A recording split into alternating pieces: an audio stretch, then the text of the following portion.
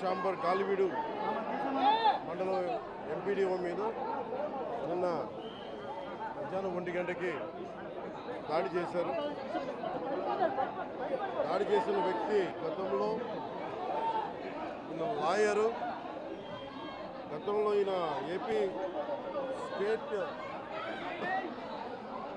లా prosecution ఆఫీసర్గా పనిచేసిన వ్యక్తి, లా తెలిసిన వ్యక్తి. వీళ్ళ అమ్మగారు మండల అధ్యక్షులు, మండల ప్రజా పరిషత్ ఆఫీస్లో ఆవిడకి మరికే పర్మిషన్ ఉంది. సో నిన్న ఎంపీడీఓ దగ్గరికి వచ్చి మనకు తాళాలు కావాల రూమ్ కంటే ఎంపీడీఓ మన జవహర్ బాబు గారు అని చెప్పారు. అది ఎవరైతే డెసిగ్నేటెడ్ వ్యక్తి ఉన్నారో వారికి వేస్తారు కానీ వాడి కుటుంబ సభ్యులకి ఇవ్వమంటే ఆయనతో పాటు దాదాపు 11 మంది 15 మంది దాకా అనుచరులు వచ్చి ఆయన మీద దాడి చేశారు. ఆయన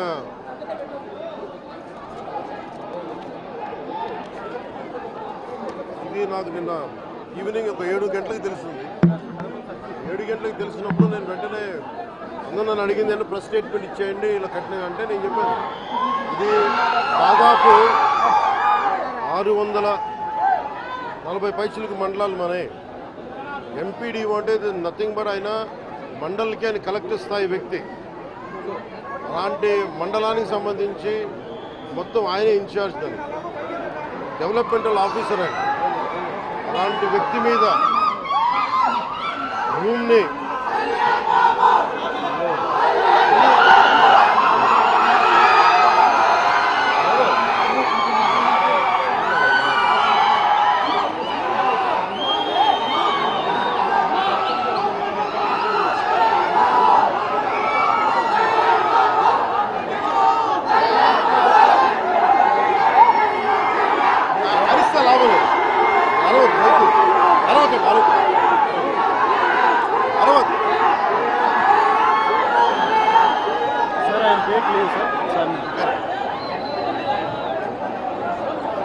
ముందుగా జవహర్ బాబు గారు ఆరోగ్య పరిస్థితి ఎలా ఉందని అడిగారు.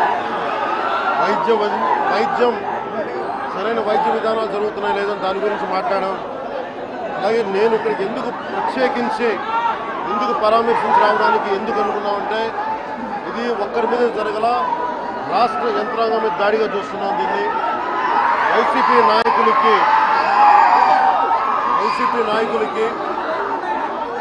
11 సీట్లు ప్రజలు పరిమితం చేసినా కానీ ఇంకా అహంకారం చావాలా. ఈ అహంకారం తగ్గే వరకు మీరు ఇష్టానికి మాట్లాడిన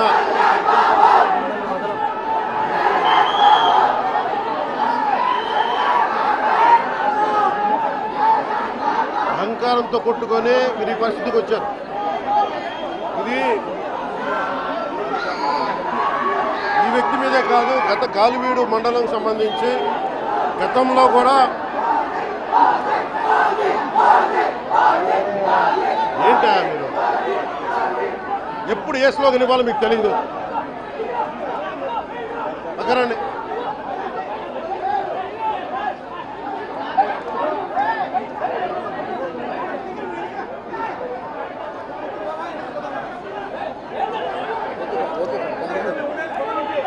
జల్లా సుదర్శన్ రెడ్డి గారు అనే వ్యక్తి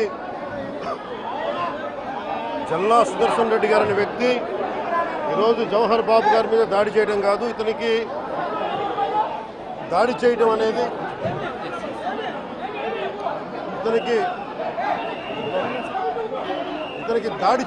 కొత్త కాదు. జల్లా సుదర్శన్ రెడ్డి గారికి గతంలో కూడా ఈయన ఇదే ఎంపీడీఓలో ప్రతాప్ గారి మీద దాడి చేశారు, శేఖర్ నాయక్ గారి మీద దాడి చేశారు, అలాగే శ్రీనివాసులు రెడ్డి గారి మీద దాడి చేశారు. ఇది వీళ్ళ రాజ్యాలు అనుకుంటా ఉన్నారు. ఇష్టానికి మేము చేసుకోవచ్చు. వీళ్ళు జవహర్ బాబు గారు కూడా చెప్పింది ఏంటంటే రూమ్ తాళాలు అడిగారు, మీ అమ్మగారికి ఇస్తాం, అది ఆవిడ మండల పరిషత్తు ఆవిడకి పదవి ఉంది కాబట్టి వాళ్ళ పిల్లలకి ఇవ్వమంటే ఎందుకు ఇవ్వం అని చెప్పి వాళ్ళ మనుషులు దాడి చేసి అమానుషంగా కొట్టారు. ఆయనకి హై బీపీ ఉన్న వ్యక్తి, హార్ట్ ప్రాబ్లం ఉన్న వ్యక్తి, పైగా కూర్చోబెట్టి కులాన్ని దూషించడం, దీనికి వీళ్ళ అహంకారానికి కులం విలువ ఏం లేదా. ఎవరైనా సరే శ్రీనివాసరెడ్డి గారు కావచ్చు, శేఖర్ నాయక్ గారు కావచ్చు, ప్రతాప్ గారు కావచ్చు, జవహర్ గారు కావచ్చు, ఎవరి మీదైనా సరే వాళ్ళకి ఆధిపత్యానికి అడ్డుకుంటే మటుకు వీళ్ళకి ఇదే. నేను వీళ్ళందరికీ ఇదే చెప్తున్నాను మీకు. ఇది గత ప్రభుత్వంలా కాదు. ఇది ఇష్టారాజ్యంగా చేస్తాం మేము కూర్చున్న వ్యక్తులం కాదు. మేము సాక్షాత్తు నేనే ఉప ముఖ్యమంత్రిగా ఉండి నేను తప్పు చేసినా శిక్ష పడాలి అని చెప్పి అసెంబ్లీలో చెప్పిన వాడిని. అలాంటిది మీరు ఇష్టారాజ్యంగా కూర్చొని అధికార విధులు నిర్వహిస్తున్న వాళ్ళ మీద దాడి చేస్తే ఏమాత్రం ఉపేక్షించాం. ఎస్పీ గారికి చెప్పాం, కలెక్టర్ గారు దృష్టికి తీసుకొచ్చాం. కలెక్టర్ గారు కూడా ఇదే చెప్పారు. నిన్న కొట్టగానే వెంటనే ఆయన విజయవాడలో ఉంటే ఆయన దృష్టికి తీసుకొస్తే వెంటనే ఎస్ఐని కానిస్టేబుల్స్ని పంపించిన సమస్య సాగల. అదనపు బలగాలతో సిఐతో వెళ్తే తప్ప పరిస్థితి కంట్రోల్లోకి రాలా. ఎలా కొట్టారంటే లోపల గడిపెట్టి మరి ఎవరిని రానివ్వకుండా గడిపెట్టి మరి ఆయన అమానుషంగా దాడి చేశారు. నువ్వు ఎలా వస్తావు ఇక్కడికి? ఎవరో వీళ్ళు చెప్పిన మాటలకి తొత్తులు కావాలి వీళ్ళకి. ఈ రోజున నా దృష్టిలోకి వచ్చింది, ఇది మొదటిసారి కాదు. గతంలో ప్రతాప్ గారి మీద దాడి చేశారు, శేఖర్ నాయక్ గారి మీద దాడి చేశారు, శ్రీనివాసరెడ్డి గారి మీద దాడి చేశారు. వీళ్ళకి కులం ఎక్కువ తక్కువ లేదు. వీళ్ళకి అహంకారం నడినెత్తి మీదకి వచ్చి కొట్టుకుంటా ఉంది. అహంకారం తీస్తాం, తోలు తీసి కింద కూర్చోబెడతాం. మీకు ఒళ్ళు ఒక్కొక్కళ్ళకి మీకు ఎక్కడెక్కడ ఉన్నాయో తెలియట్లా. మీకు అహంకారాలు పెరిగిపోయినాయి. మీకు ఆధిపత్యపు అహంకారంతో అధికారుల మీద దాడి చేస్తే మిమ్మల్ని ఎలా తీసుకెళ్లాలో, ఎలాంటి శిక్ష పడాలో మీకు ఖచ్చితంగా చేసి పెడతాం. మీకు ఇష్టారాజ్యంగా చేయకండి. అహంకారంతో నడినెత్తి మీద కళ్ళు నెత్తికెక్కాయి మీకు. ఈ ప్రభుత్వం చాలా త్రికరణ శుద్ధిగా అందరం కూర్చొని మేము కలిసికట్టుగా ఉన్నాం ఇక్కడ. ఇది కూటమి ప్రభుత్వం, ఇది వైసీపీ ప్రభుత్వం కాదు. ఇది ఇష్టారాజ్యంగా మీరు చేస్తారంటే కామ్గా కూర్చునే ప్రభుత్వం కాదు. మీకు ఎలా చేస్తే, ఎలా నియంత్రిస్తే మీకు కిందకు వస్తారో మేము చేస్తాం. మీరు గాల్లో విహరిస్తూ ఉన్నారు. 11 సీట్లు వచ్చి ఇంకా గాల్లో విహరిస్తున్నారు. మొత్తం మీకు ఎలా కిందకి దించాలో మాకు బాగా తెలుసు. చేసి చూపిస్తాం. ఇదే కాదు, ఈ సందర్భంగా ఏ నాయకులకైనా సరే అధికారుల మీద దాడి చేసినా, అధికారులు విధులు నిర్వహిస్తుంటే అడ్డుకున్నా చాలా కఠినమైన చర్యలు ఉంటాయి. ఈరోజు నేను వచ్చి ఇక్కడ ఎందుకు వచ్చాను జవహర్ బాబు గారి దగ్గరికి అంటే, ఆయన ఒక ఎస్సీ ఎస్టీ కులానికి సంబంధించిన వ్యక్తినో వీటి గురించి అని కాదు. ఎవరైనా సరే ఇర్రెస్పెక్ట్ ఆఫ్ కాస్ట్ ఆధిపత్య ధోరణితోటి కనుక దాడి చేసి విధుల నిర్వహణకు అడ్డం వస్తే ఇది ఉపేక్షించే ప్రభుత్వం కాదు. ఎస్పీ గారికి కూడా చాలా స్పష్టంగా చెప్పాం. వారికి ఎవరైతే తప్పించుకొని తిరిగారు ఇంకో 9 మంది, వారిని కూడా పట్టుకోమని చెప్పాం. వారికి తగిన విధంగా కౌన్సిలింగ్ చేయాలి, అలాగే కఠినమైన శిక్షలు పడాలి. మీరు లాయర్లు అయ్యుండొచ్చు గతంలో, మీ చట్టాలు కానీ మీ గతంలో మీ అధికారాలు కానీ ఏవి మిమ్మల్ని రక్షించలేదు, మీరు గుర్తుపెట్టుకోండి. అలాగే ఈ విషయంలో ప్రజలకు కూడా చెప్తా ఉన్నాను, యువతకు కూడా చెప్తున్నాను, ప్రత్యేకించి రాయలసీమ యువతకు కూడా చెప్తున్నాను, మహిళలకు కూడా చెప్తున్నాను, మీరు దయచేసి భయపడకండి. ఈరోజు జవహర్ బాబు గారి భార్య భయపడతా ఉన్నారు. మీరు మాట్లాడితే కూర్చొని వాళ్ళ నాయకుడు కూడా మీరు కూర్చొని ముందు ఇవి కరెక్ట్ చేయండి, ఇలాంటివి కరెక్ట్ చేయండి, మీ పార్టీ వర్గాలను మీరు నియంత్రించుకోండి. 11 సీట్లు వచ్చినా ఇంకా మీరు దాడులు చేస్తూ ఉంటే మటుకు ఉపేక్షించే ప్రభుత్వం కాదు ఇది. అలాగే ముఖ్యంగా రాయలసీమ యువతకు చెప్తున్నాను, ఇలాంటి తప్పులు జరిగినప్పుడు, ఆధిపత్య అహంకారంతో దాడులు చేస్తున్నప్పుడు నిజంగా మీరు ఎదుర్కోండి. మేము అండగా ఉన్నాం మీకు. నాయకులకు కూడా భయపడకుండా మీరు ఎదుర్కోండి, నిలువరించండి వీళ్ళని. భయపడకండి. మీరు ఇలా భయపడే ఈ రోజున ఒక ఎస్సీ అధికారి జవహర్ బాబు గారి మీద దాడి చేసి కులం పేరుతో దూషించారు. అన్ని రకాలు నువ్వు ఎలా తిరుగుతావో చెప్పి దూషించారు. నువ్వు వెళ్ళి రిటైర్ అని నేను చంపేస్తావని చెప్పి బెదిరిస్తూ ఉన్నారు. ఇవన్నీ సాక్కూడదంటే కేవలం ఇది పోలీసు ప్రభుత్వాలే కాదు, దీనికి ప్రజలు కూడా దీనికి స్పందించాలి. ఓట్లేసి మన పని అయిపోయిందంటే కదా, ఇలాంటి వాటికి మీరు బయటకు వచ్చి మాట్లాడాలి. భవిష్యత్తులో ఇలాంటి నాయకులు మళ్ళీ ఎన్నికల్లో పాల్గొనాలంటే కూడా వాళ్ళకి భయం రావాలి. మీరు ఆ స్థితిలో ప్రజలు కూడా దీనికి అప్రమత్తంగా మీరు కూడా దీనికి బాధ్యత వహించండి. ప్రభుత్వం మీకు అండగా ఉంటుంది. అలాగే జవహర్ బాబు గారి భార్య ఒకటే భయపడుతూ ఉన్నారు, అయ్యా మేము నిస్సహాయతలో ఉండేవాళ్ళం, మేము ఎస్సీ మాల కులానికి చెందిన వాళ్ళం. మాకు భయాలు వేస్తున్నాయి, మాకు ఎవరు లేరు మాకు అండగా ఉంటే వాళ్ళకి ఇదే చెప్తున్నాను. మేము భరోసా ఇస్తున్నాం. పక్కనే కలెక్టర్ గారు ఉన్నారు, ఎస్పీ గారు ఉన్నారు, ఎమ్మెల్యే గారు ఉన్నారు, మిగతా జిల్లాకు సంబంధించిన నాయకులందరూ ఎమ్మెల్యేస్ ఉన్నారు, నాయకులు ఉన్నారు. మేము అందరి తరఫున మాటిస్తున్నాం.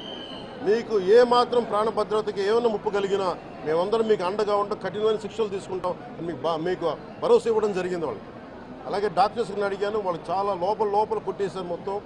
ఆయన బాగలేదు, ఆరోగ్యం బాగలేదు. అన్నిటికంటే కూడా ఒక ఎంపీడీఓ అంటే ఒక మండలానికి ఉన్నతాధికారి ఆయన, ఒక ఎస్పీ, ఆయన ఆ మండలానికి ఆయన ఒక కలెక్టర్ స్థాయి వ్యక్తి. అలాంటి వ్యక్తిని కూర్చొని దుర్భాషలాడుతూ, బూతులు తిడుతూ, కులం పేరు మీద దూషిస్తూ ఇది కూర్చోబెట్టి ఇది ఒక పరిపాటి అయిపోయింది.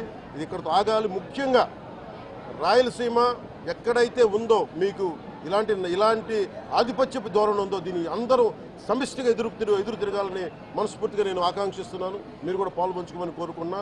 అలాగే చాలా స్పష్టమైన ఆదేశాలు ఇచ్చాం. పోలీసు ఉన్నతాధికారులకు కానీ, కలెక్టర్ గారికి కానీ, ఎమ్మెల్యే గారికి మొత్తం అందరం కూడా సమిష్టిగా ఒకటే నిర్ణయం తీసుకుని ఇలాంటి భవిష్యత్తులో రాకుండా, పునరావృతం కాకుండా ఉండాలని మనస్ఫూర్తిగా మేమందరం నిలబడి ఉన్న ఈ మాట మీద. అందుకని తెలియజేసుకుంటూ ఇప్పుడు గాలివీడు మండలంకి వెళ్ళి ఎలా జరిగింది వీటి మీద నేను అక్కడ మాట్లాడుతూ ఉన్నాను. అది కూడా కలెక్టర్ నా దృష్టికి తీసుకొచ్చారు. ఇందాక దారిలో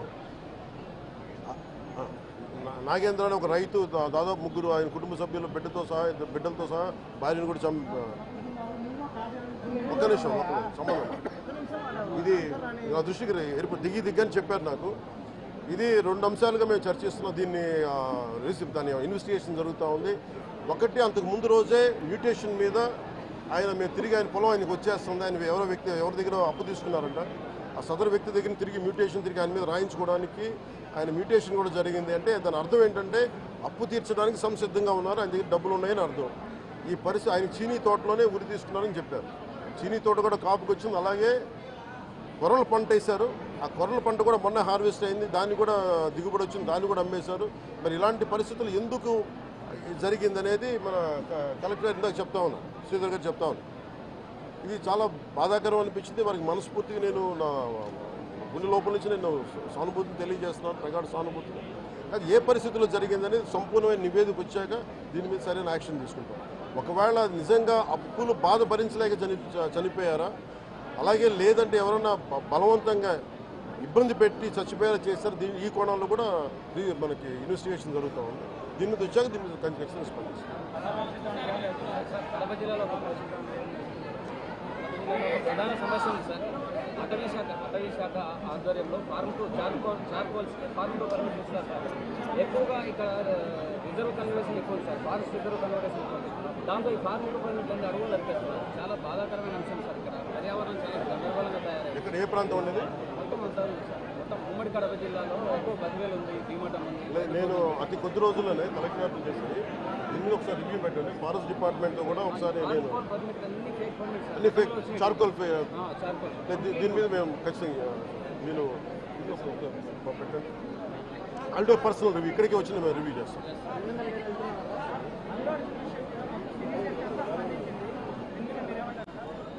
రెలవెంట్ ఇక్కడ మనుషులు చచ్చిపోయి సినిమాల గురించి మాట్లాడారు. కొంచెం పెద్ద మనుషులు,